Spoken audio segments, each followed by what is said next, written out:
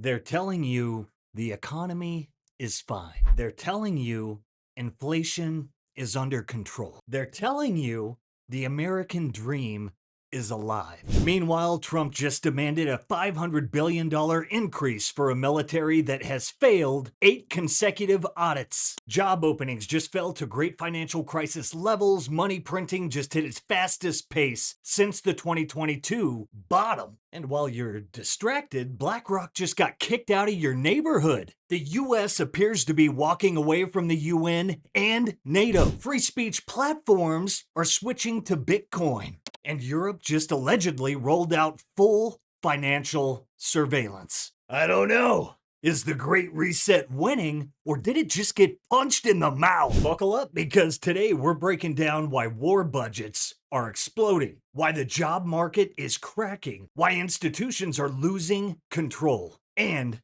why Bitcoin keeps winning no matter how hard they try to stop it. That's right. Nothing stops this train. It's go time, baby. Sunday. Here we go. President Donald J. Trump announces that he intends to raise the U.S. national defense budget in 2027 to $1.5 trillion, claiming that it will allow the U.S. to build a dream military. Let's go ahead and look at that. I don't know, that's a lot of stuff. It's basically, that's a whole lot of words to say nothing stops this train. While everyone is arguing about a few $1 billion of daycare fraud, which is a problem that needs to be fixed, Trump is increasing military spending by roughly 50% per year for the same department that's never passed an audit. Scam? I think he has a point. Why does the thing that failed 8 consecutive audits need to increase its budget by roughly 50%? I don't know. I mean, it sounds like a buildup in preparation for war on probably a massive scale. So, feed the war machine and leave people on the street. Maybe that's where we're headed, because U.S. job openings dropped 303,000 in November to 7.146 million, the second lowest since December 2020. This was way below expectations of 7.648. Meanwhile, October was revised down to 7.449 million from 7.67. Available vacancies are now below pre-pandemic levels. And as a result, the ratio of job openings to unemployed fell to 0.91, in line with 2017 levels. All these numbers are pretty consistent with levels seen during the middle of the Great Financial Crisis. In short, the U.S. job market is deteriorating at an accelerating pace. Oh, and why don't we take a moment to get a live look at Lindsey Graham after hearing Trump demanded a $500 billion increase to the war budget.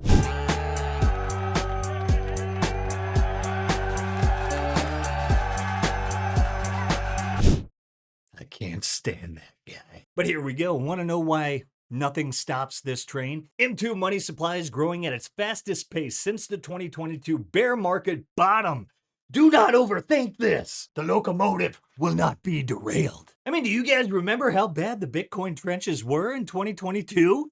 Well, here you go. Oh, why don't you steer your eyes here? Look at this. Bitcoin is about to go bananas. That thing is going straight up. And as we were talking about scams, what about another scam? The fact that BlackRock and their cronies have been buying up homes, pricing out American workers and families. The average first-time home buyer is now over 40. And because of this kind of crap, along with preferential treatment and welfare to non-citizens, but we have some breaking news out of the White House. The president here is saying that the American dream of owning a home has gotten out of reach for too many Americans, and says he's going to take steps to block large institutional investors from buying homes.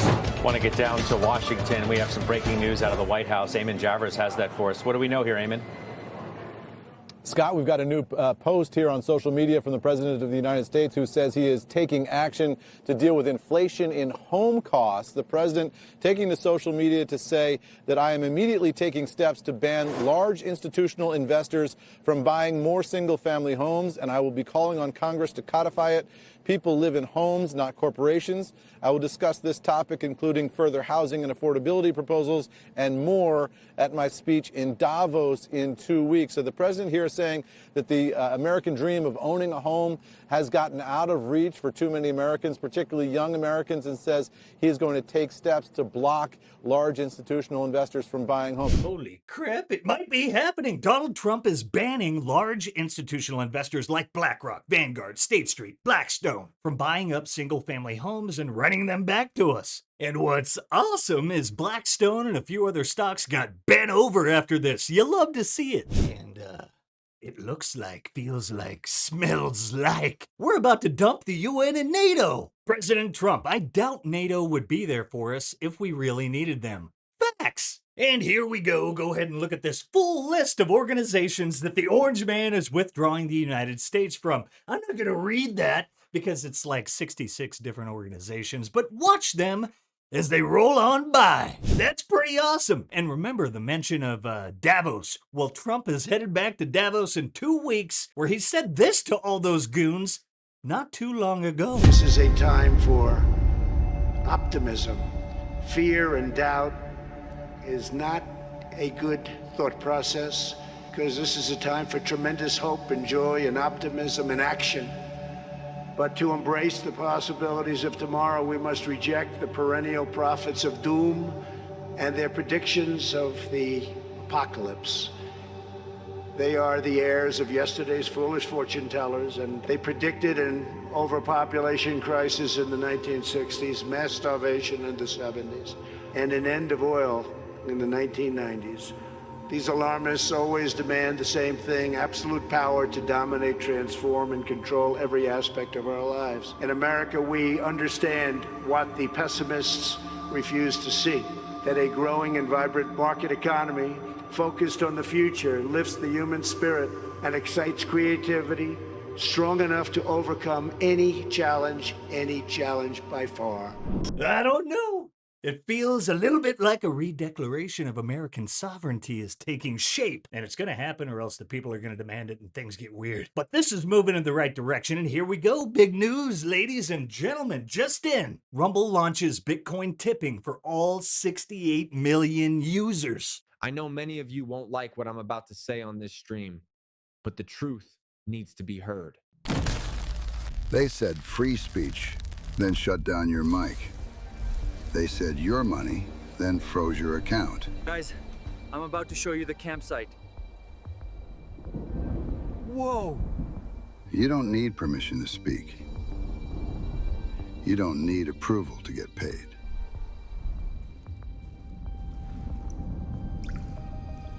Rumble Wallet is your fortress. We're live, No baby. middlemen, Let's go. no deplatforming, no one to cancel your tips, not run by banks, not hosted by big tech. Rumble is digital freedom, is how you earn it. Rumble Wallet, the GOAT wallet. Get Rumble Wallet to tip your favorite creators.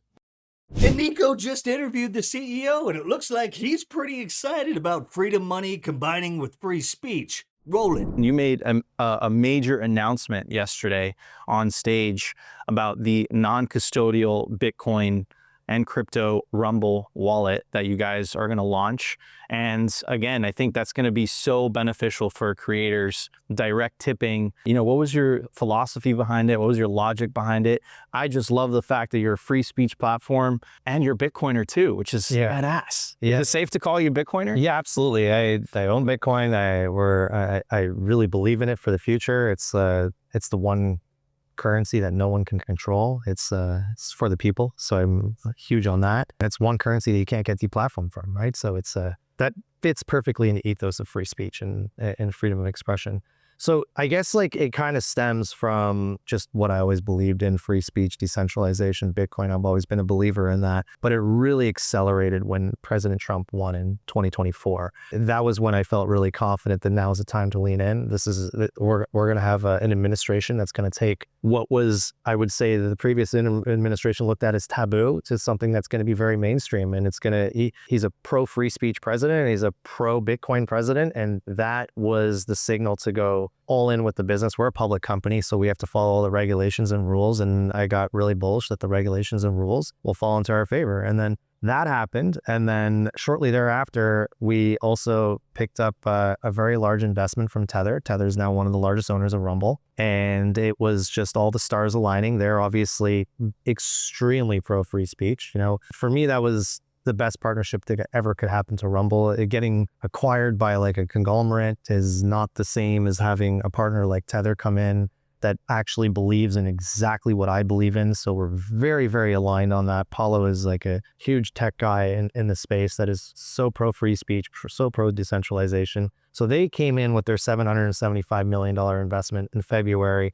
And then we decided, like, not only did we start the Bitcoin treasury within the company back in 2024, late 2024, but we decided now is the time to really introduce Bitcoin to every creator on Rumble, introduce Bitcoin to every viewer on Rumble. Now, as you're familiar with getting super chats and tips on all platforms, that comes in fiat currency. What we want to be is the very first platform and very first large platform, I would say, to be able to receive tips in Bitcoin. And that happened yesterday for the very first time. That's awesome. We tested it with one of our creators, Viva Fry, and he tested the Rumble wallet yesterday morning, worked flawlessly, and he received multiple tips in the morning as we were testing it. And now we're in the stage of the Rumble wallet is now finished in its building. Now it's in the testing phase, and we're going to start slowly rolling it out to a few creators and slowly testing it with a few of the audience members, and then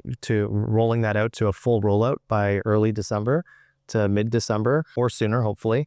But that's kind of the trajectory of of how this came about and where we're going to go. But it's time to take Bitcoin mainstream. Absolutely. That's the bottom line, and Rumble wants to be on the lead of that. So why did you focus on a non-custodial wallet specifically? Because that part sticks out to me. Because the reason I'm saying that, Chris, is if you build a wallet non-custodially, it's actually a lot more difficult than building a custodial wallet. But as a Bitcoiner, you understand that it has to be a non-custodial wallet. So I want to get your opinion on that. So it's the same reason no one controls Bitcoin.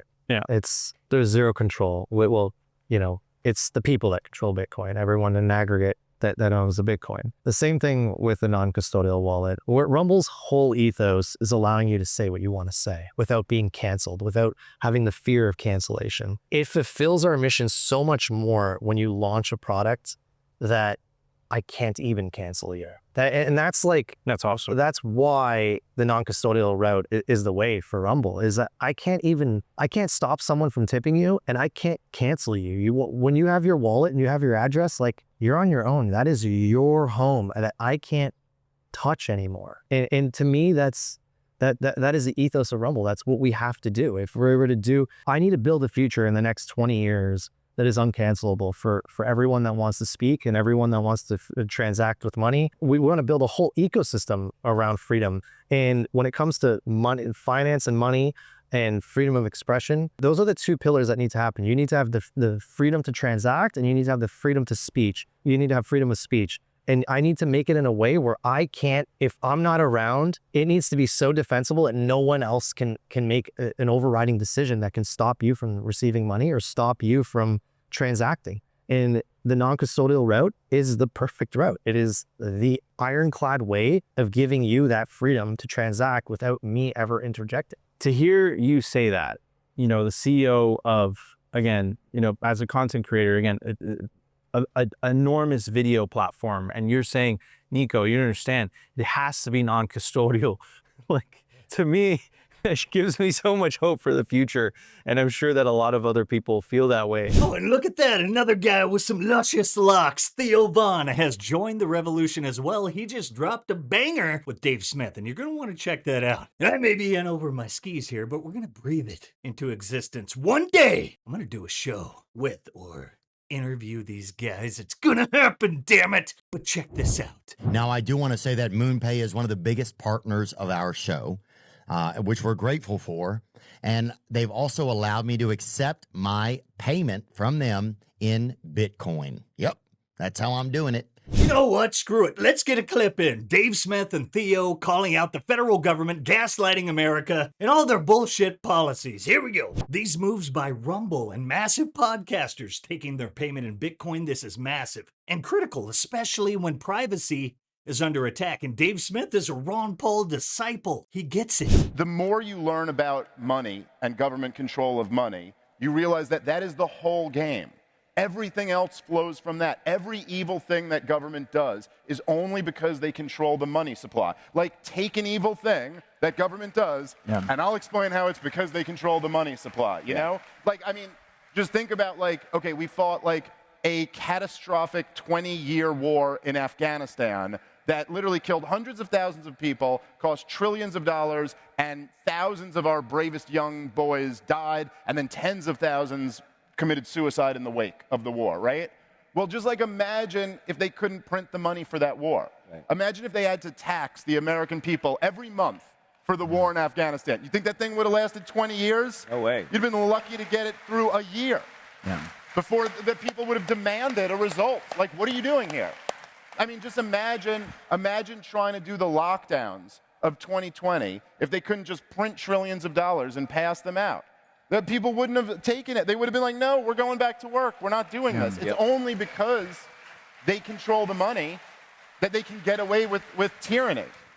And listen, like, personally, like when I came up as a child of the Ron Paul presidential campaigns. Like, that's how I got interested in all of this stuff. And Ron Paul would always talk about the gold standard at the time. And don't get me wrong, I think a gold standard would be much, much better than what we have right now. The problem is that historically, what do nations do when they're on a gold standard and they need to fight a war? They just suspend the gold standard, you know? So the difference is that what Bitcoin brings is this decentralization, where if you were truly on a Bitcoin standard, someone in Washington, D.C. couldn't just say, we're going off the Bitcoin standard now. That's the power that Bitcoin has, that you can actually have a chance at separating money in the state. And that is the most important thing in the world to do. Dave brought the heat on that one. Now, I saw a lot of posts on this, so let's check this out. Of course, straight out of the new Soviet Union, aka the EU. We're about to bring it home today, but before we do, look at our likes. 3 or 4 times, maybe. I gotta pump those numbers up. Those are rookie numbers in this racket. Let's take a moment to recognize our sponsors powering this show over at the Bitcoin Way. At the Bitcoin Way, they'll walk you through all things Bitcoin, like it's kindergarten with Satoshi. From setting up your first wallet to running your first node and so much more. No tech skills needed. The Bitcoin Way has got you covered. You want $1 million Bitcoin? Better act like it. Self-custody is not optional. That is the revolution. Schedule a free 30-minute consultation with the Bitcoin Way today using that link in the show notes. Today's show is brought to you by Ledn. If you ever need cash without selling your Bitcoin, Ledn makes that possible. The global leader in Bitcoin-backed lending, Ledn has issued over $9 billion in loans since 2018, and they have a perfect record of protecting client assets. No credit checks, funds in less than 6 hours, no monthly payments, repay whenever you want with 0 penalties, and proof of reserves reports, verified by a top accounting firm, are published every 6 months. Ledn gives Bitcoin holders a secure, transparent way to unlock liquidity without selling. Learn more at learn.ledn.io/simply. That's learn.ledn.io/simply. All right, now here we go. The media isn't reporting on this, but it is extremely important. Allegedly, the EU has just ended, quote, crypto privacy, following the UN Global Blueprint. And it looks like the UK, Australia, Japan, South Korea, Brazil, Singapore, UAE, Canada, and over 100 other countries have already agreed to roll out the same reporting rules. Even the US is negotiating alignment. Now, what they're talking about here is DAC 8. And what it does is it kind of means from now on, every exchange must report your name, tax ID, wallet addresses, and full transaction history straight to your government. It's kind of all part of a system designed by the unelected OECD, backed by the G20 and rooted in the UN's Agenda 2030 goal of full traceability of financial flows. It's not really about taxes. It's kind of like a global law no one voted for. And it's about building a fully monitored digital financial architecture, the type of system that CBDCs, digital ID, and that type of future slot into. And again, a lot of people have been posting on this. Now, here's the signal. Lola is always pretty on top of it. Now, Lola has a clarification on this and also a reminder on the importance of self-custody. She says, yeah, hi, this is not true. The DAC 8 8 only applies to custodial services, and custodial services are not privacy services. Non-custodial services, which actually give you some privacy, are unaffected. The reporting of transactions to HWWS non-custodial services is also not new and has been the norm with the travel rule since early 2025. The ID requirement was coming anyway with MiCA for custodial services and has already been in effect in several countries. The only thing that's new is that all custodial services must report transactions to local tax authorities. It's